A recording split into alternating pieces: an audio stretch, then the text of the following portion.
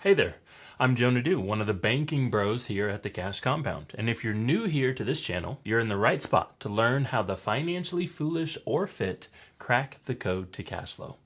In our network, we teach the infinite banking concept as found out by R. Nelson Nash, and we love to talk about his book, Becoming Your Own Banker, and the many ways that he detailed for us exactly how to take back the financing aspect in our lives.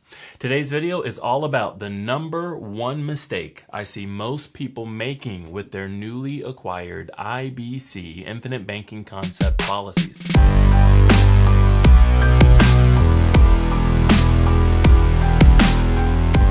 In order to ease you into this mistake, I want to ask you a few questions. First, I'm going to assume that if you're watching my video and you're of working age, that when you work, you get paid, you get a check, you get your money. Now, most everyone that I know deposits their money into a bank. Am I right? If you're someone that gets paid and you put your hard-earned money inside your mattress, well, maybe this channel isn't just your cup of tea. But we'll assume that most people, and surely you and I, deposit our money into banks. We do that for debit cards, for online access, for convenience, and more. So the bank is holding your money, my money, your neighbors, my neighbors, your friends, my friends, and everyone else. That's a lot of money the bank now has control over. Now, sometimes we need to buy things that we don't have all the money for right away. Maybe we have a new car, or we need a new car, but we don't have the $30,000 in total it would take to buy it. Maybe we need a new house and we're not sitting on $250,000 plus, right? Houses can get pretty expensive. So we go back to the bank and we ask the bank for the money to make the purchase that we couldn't make ourselves. True or false? When you ask the bank for money, the bank get to answer you, yes or no. This sounds a whole lot like a rule I heard a while back called the golden rules. It goes like this: he who has the gold makes the rules. You might have heard that one. Anyway, sometimes they say yes, sometimes they say no. Now they've put this word qualify in place so they can seem a bit nicer about it, right? Either you qualify or you don't. But the fact of the matter is, you ask, the bank can say yes or no. Now, if the bank chooses to give you money, whose money are they actually giving out? Well, whose money are they holding? That's right, the depositor's money. It was yours, it was mine. It was your friends, my friends, your neighbors, my neighbors, right? Or sometimes, because of fractional reserve banking, they give out imaginary money. And isn't it true that the bank will always, and I mean always, make you pay back all the money that they gave you plus extra? They call it interest. Sometimes a little interest, sometimes a lot of interest, but always in total more than they gave you in the first place.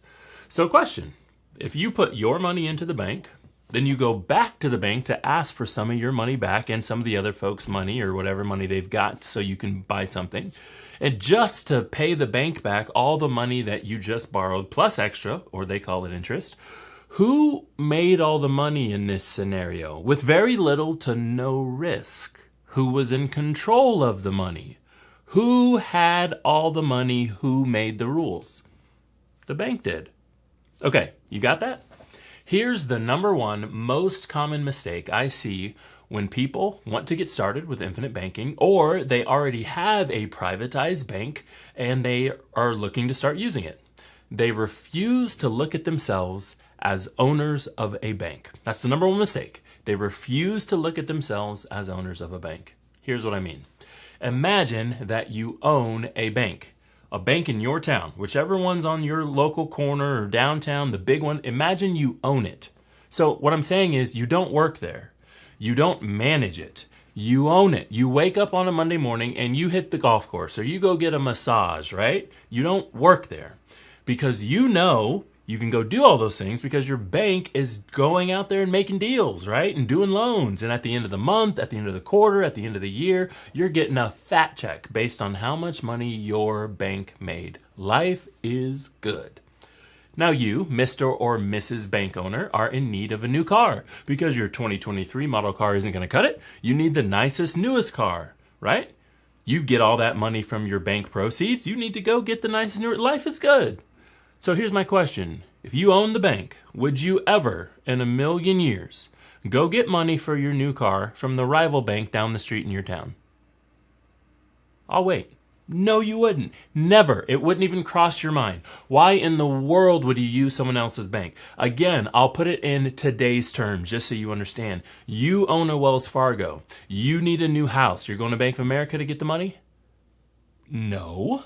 You are not doing that, right? It makes zero sense. Yet this is what I see all the time in the infinite banking space. People who are convinced that even though they own and operate their own bank, it somehow makes sense to keep using the third-party banks, the conventional banks. It's so backwards. How about this one? Would you buy that new car with cash if you owned a bank? Think about it. If you really think, the answer is no way. Why in the world wouldn't you finance the car with your own bank? When you finance a vehicle with your own bank, doesn't that mean that the bank makes money? And then because you're the owner of that bank, you make more money, right? You get the checks. Doesn't that mean if you finance something that the bank's going to earn interest? Doesn't that mean that you'll get a bigger month-end, quarter-end, year-end check for being the owner? I hear all the time, well, the conventional banks have such a great interest rate right now, so I'll just use that bank to do my next purchase. The person who says that either one, doesn't understand the infinite banking concept, or two, is a terrible, terrible banker. The point of owning a privatized bank, the point of the infinite banking concept is to do just that. Banking. So often folks get hung up on everything else, illustrations, charts, graphs, numbers, and they lose sight of understanding the power of private family financing and the cash flow that it can generate for you for every purchase for the rest of your life. Don't be like the crowd. Don't listen to the noise. Become your own banker.